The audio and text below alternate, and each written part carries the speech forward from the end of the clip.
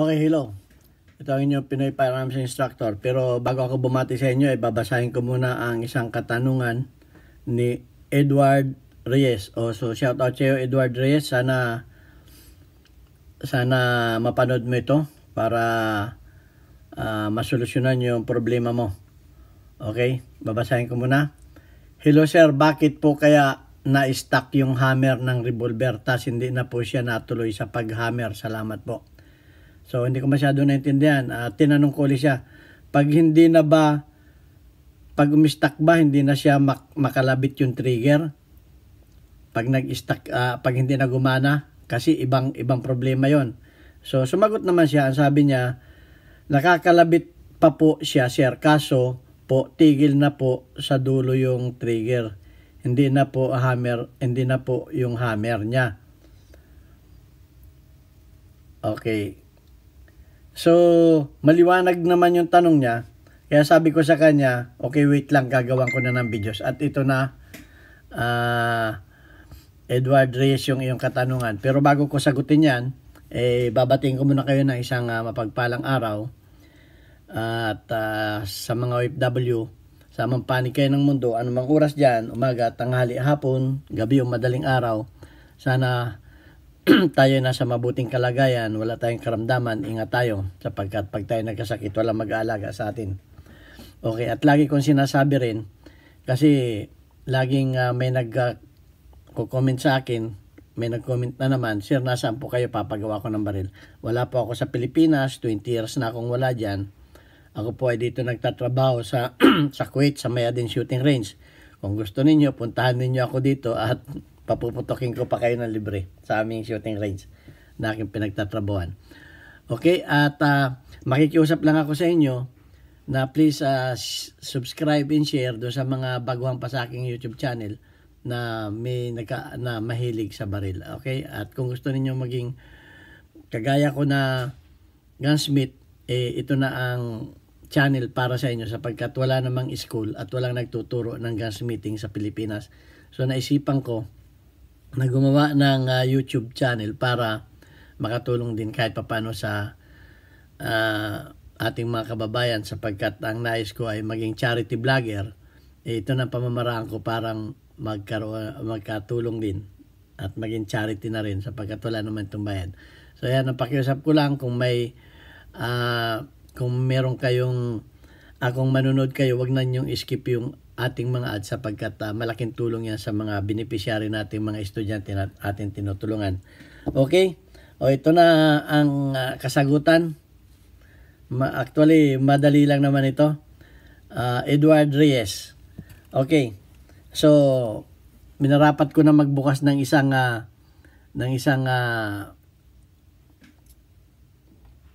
revolver, ayan, para maliwanag. So ito yung hammer, ito yung trigger.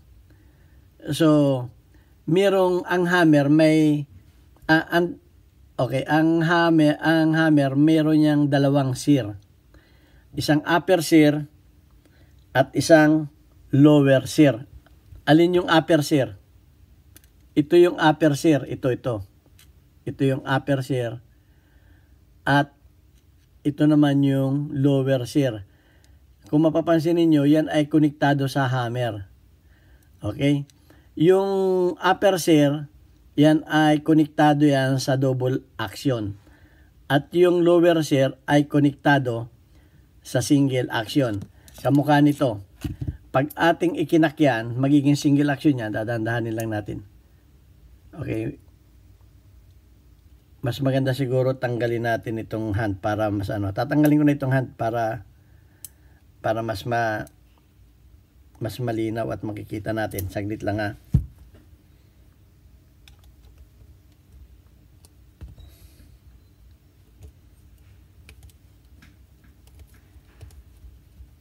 Para mas maganda at makikita natin ng maliwanag.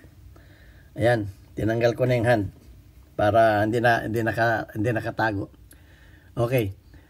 Pag ito ay ating single action, makikita natin yun yung dulo ng trigger ha. Yan. Yun yung dulo ng trigger. Tingnan niyo, doon siya nakakonekta sa lower sear. Ito yung lower shear. At yung upper shear naman, ayun, hindi siya nakakonekta doon sa upper shear. So pag kinalabit mo yan, slow mo natin, magdi-disengage, yun o, magdi-disengage yung, tinan niyo ito, magdi-disengage ito dito, tinan niyo yung dulo ng daliri ko. Magdi-disengage yan. Pag yan ay kinalabit natin, magdi-disengage yan, at papalo yung hammer.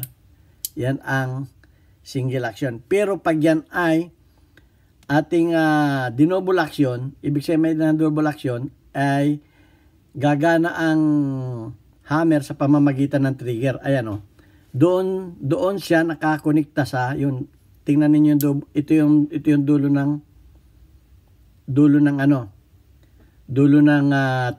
trigger.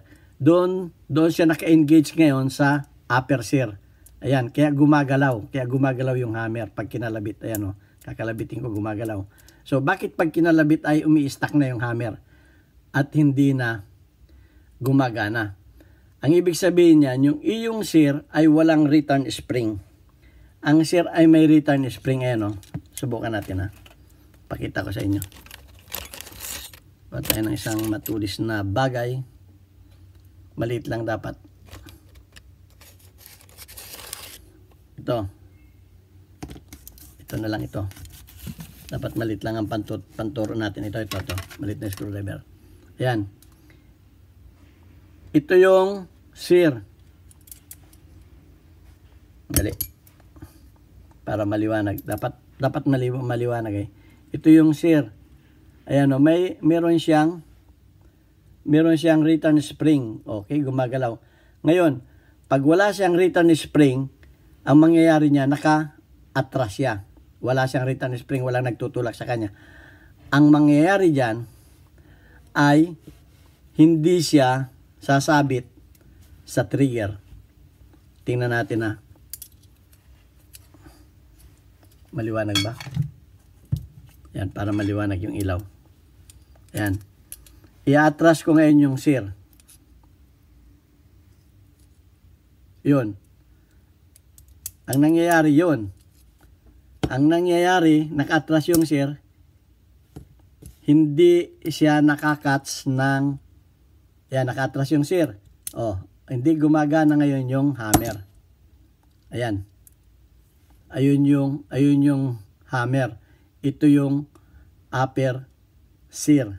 Ayan o, yan. Okay, subukan natin tanggalin yung hammer para mas maliwanag. Okay, tatanggalin ko yung hammer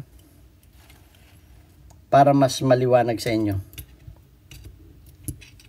Gusto ko kasi, ganyan kasi ako magturo. Dati kasi akong nagturo ng vocational. Auto diesel mechanic naman ang tinuro ko. Okay.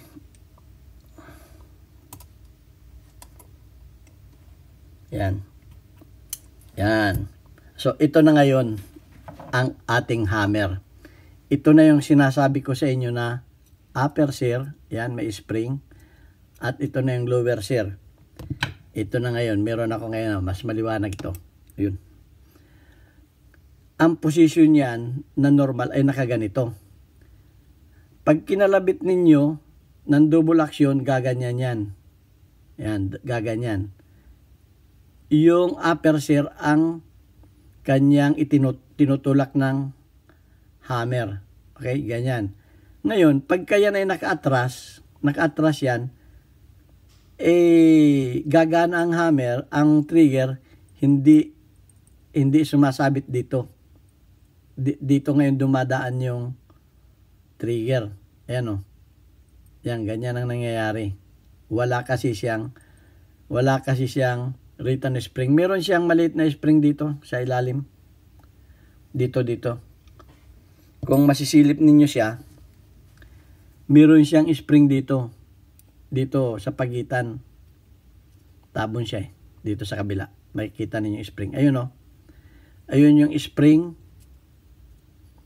Yun yung spring na may spring siyang maliit dun. Kaya siya tumutulak. So, it's either na yung iyong hammer ay walang sear or walang